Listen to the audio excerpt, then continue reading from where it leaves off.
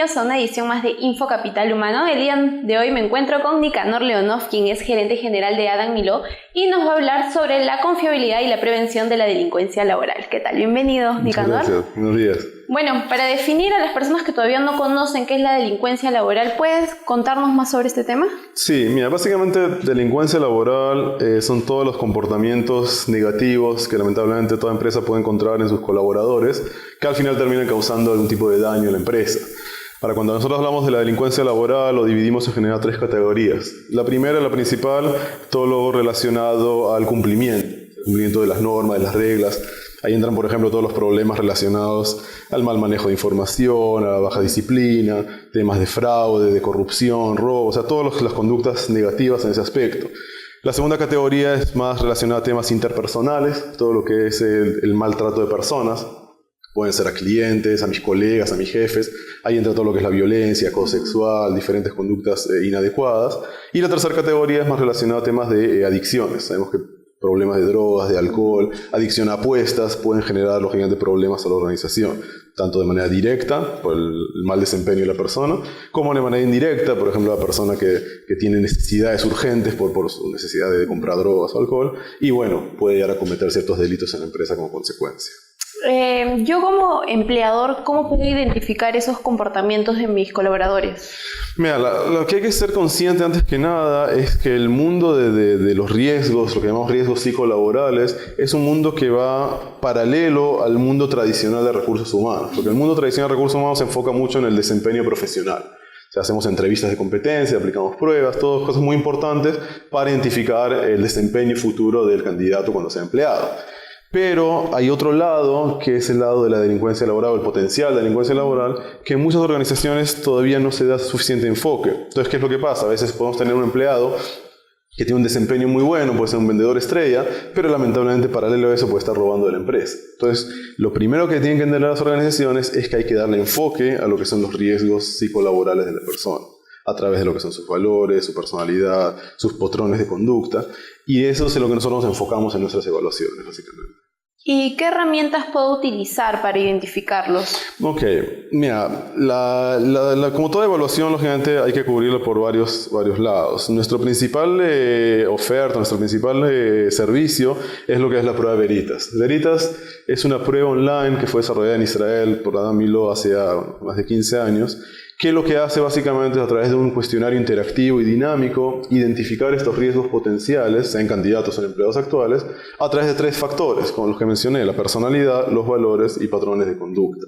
Ahora, lo que hace esta prueba básicamente es, de cierta manera, similar a lo que hace un entrevistador, que de cierta manera va reaccionando a lo que me vas respondiendo, voy adaptando mis preguntas a tus respuestas, voy identificando quizás si me está tratando de manipular o de darme una buena impresión un poco exagerada. O sea, de manera virtual, de manera online, a través de la inteligencia artificial, el sistema puede medir todas esas cosas y lanzarnos un resultado sobre el nivel de riesgo identificado. ¿Y qué nivel de eficacia tienen estas pruebas? Mira, lo que es la validez de la prueba la medimos de tres maneras. Primero, te comento, la prueba ya tiene más de 1 millón de aplicaciones a nivel mundial. Es una herramienta que no es nada nuevo, la usan desde el ejército israelí y la policía en Israel. Aquí en el país, en el Perú, la usan desde la SUNAT, el INPE, empresas como Prosegur, Supermercados Peruanos, Sodexo, EUNEL, el Grupo Linde, etc. Y es una prueba que nosotros, por ejemplo, medimos su margen de error, que es los casos donde la prueba indica cierto riesgo y al final la persona termina mostrando conductas negativas, que sabemos que es un 0.5%, es un margen de error bien bajo. Sabemos que la prueba tiene una correlación muy alta con el polígrafo, con el detector de mentira, una correlación de entre 0.85 y 0.9, que es muy alta. Y sabemos también, en base a estudios de validez predictiva, que la prueba ayuda a prevenir el 69% de robos internos, o sea, identificar el 69% de personas que luego de alguna manera llegan a estar involucradas en robos internos en las empresas. Entonces tiene un nivel alto de confianza. Claro, así es. Lo que más le da validez a la prueba es el tipo de resultado, porque todo lo que da el resultado al final del reporte no es una interpretación de ciertas opiniones de la persona, sino es de manera muy clara las confesiones que la persona dio. Porque la fortaleza de esta prueba es cómo logra sacar este tipo de respuestas de manera honesta en temas que lógicamente hay personas que preferirían ocultar. ¿Y cada cuánto tiempo es recomendable realizar esta prueba? Mira, primero en un proceso de selección. O sea, como yo siempre digo, recursos humanos al final son los guardianes de las puertas de entrada de las organizaciones. Entonces, lo primero que queremos hacer es filtrar lo más temprano posible a personas que ya traen esas tendencias, esas conductas problemáticas. Entonces, en proceso de selección, evitar el ingreso. Pero lamentablemente la gente puede cambiar. Sabemos que una persona puede entrar a la empresa de cierta manera y pasa el tiempo y la gente cambia. ¿Qué es lo que puede cambiar? Pueden cambiar cosas en su vida personal que generan nuevas necesidades, temas de entrar en deudas, entrar en problemas familiares, temas de salud, alcohol, etcétera, etcétera. Y lo que muchas veces cambia es su motivación. Sabemos que un empleado frustrado, enojado, desmotivado, es un riesgo. O sea, una persona que siente que no le pagan suficiente o que lo tratan mal, probablemente va a empezar a buscar dónde perjudicar o dónde conseguir lo que siente que se merece. Entonces, para controlar esos cambios, para monitorear esos cambios, se recomienda o entre 1 o 2 veces al año poder evaluar a las personas, o como parte de lo que son las evaluaciones de desempeño, el clima laboral, poder también aplicar este tipo de evaluaciones para ver de manera más profunda este tipo de riesgos, o por lo menos cuando hay procesos internos de selección. O sea, antes de darle más responsabilidad a una persona, poder evaluarlo e identificar qué está pasando ahí. Bueno, hemos visto que se han dado casos de corrupción muy fuertes en el Perú, donde tanto eran empresas públicas y también privadas. Sí. Desde tu punto de vista de experto, ¿cómo se pudo haber prevenido esto? Mira, la corrupción, como bien mencionaste, se da en todo tipo de empresas y de todos los niveles. Hay niveles a donde es más un tema político, o sea, un tema menos de evaluación, sino más de el contexto de la organización, de las políticas de la organización y de la persona individual. Pero a ciertos niveles sí se puede prevenir mucho a través de la evaluación. O sea, sobre todo ahora con la nueva ley anticorrupción que salió, donde la organización es responsable de la conducta de todos sus colaboradores, hasta el último de ellos. Entonces ahí sí hay más responsabilidad de las organizaciones en evaluar a las personas en todos los niveles para identificar estas tendencias, este tipo de conductas, y después ya no pueden decir, no sabía que estaba haciendo esto. Entonces sí hay mucho que se puede prevenir a través de la evaluación, a través de conocer mejor las tendencias, los valores, las conductas en el pasado de la persona y poder en base a eso predecir cómo se podrá comportar en el futuro. ¿Y existe algún tipo de empresas que son más propensas a caer en la que es la delincuencia laboral?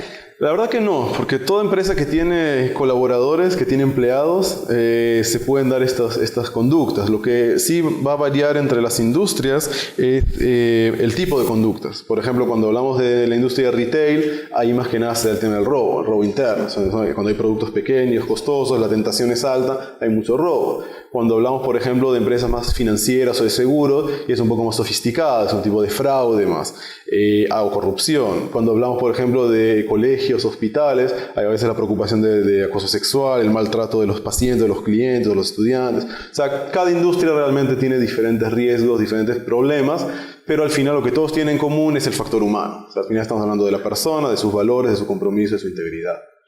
¿Y tú consideras que es seguro tercerizar las capacitaciones y también el contratar personal? Lo que hacen muchas empresas en el Perú. Mira, o sea, desde el punto de vista económico la gente tiene sus ventajas para las empresas. El principal problema al tercerizar la fuerza laboral es el nivel del compromiso que sabemos que baja. Cuando una persona, por ejemplo, una persona de mantenimiento que pertenece a una empresa X, pero está trabajando en otra empresa de mantenimiento y no tiene su propio hogar, su propia empresa, no se siente parte de la empresa porque está trabajando en otros lados, sabemos que el nivel de compromiso, de lealtad, siempre va a ser más bajo. Y ahí sabemos que la probabilidad de ver conductas ilícitas es más alta también. Pero de vuelta, no necesariamente, no significa que si no vamos a tercerizar más, no va a haber más delincuencia laboral. No, lamentablemente estos fenómenos siempre se dan, pero al final lo que más queremos generar es ese sentido de compromiso, o sea, que el personal, que la gente sí se sienta apoyada por su empresa, sienta parte de la organización, sienta un buen trato, y a cambio de ese buen trato es más baja la probabilidad de que termine mostrando conductas ilícitas contra la empresa. Y a nivel región, ¿cómo se encuentran los niveles de Perú en confiabilidad y prevención de delincuencia laboral? Mira, primero a nivel de lo que son nuestras evaluaciones, cada país lógicamente tiene su versión estandarizada, porque las culturas son diferentes, las normas son diferentes, las estadísticas son diferentes, pero al final, cuando hablamos de identificar el extremo, todos los países tienen su extremo. O sea, todos los países al final estandarizamos la prueba para que identifiquemos alrededor del 10 hasta el 12% extremo negativo, y en todos los países se cumple. O O sea, como yo siempre digo, no hay personas perfectas, no hay ángeles. Lo que queremos es saber quiénes son las personas con más alta probabilidad de generar estos problemas, y en todas las culturas siempre se encuentran esos extremos. Ahora, quizás los tipos de conductas son a veces un poco diferentes. Por ejemplo, las costumbres en temas de alcohol, de bebida de alcohol son diferentes en diferentes países, en temas de sobornos son costumbres diferentes, pero al final, como te decía, todas las empresas, todos los países tienen estos riesgos, y la idea es identificarlos a nivel del país, a nivel de organización, para poder identificarlo a nivel del evaluado, de la persona. Listo, Nicanor, muchas gracias por estar con nosotros el día de hoy. A las personas que desean saber más sobre el tema pueden visitar la página de Adam Miló para conocer más sobre lo que es delincuencia laboral, y también visitar nuestra página web. Muchas gracias, un gusto. Listo, nos vemos en la próxima edición.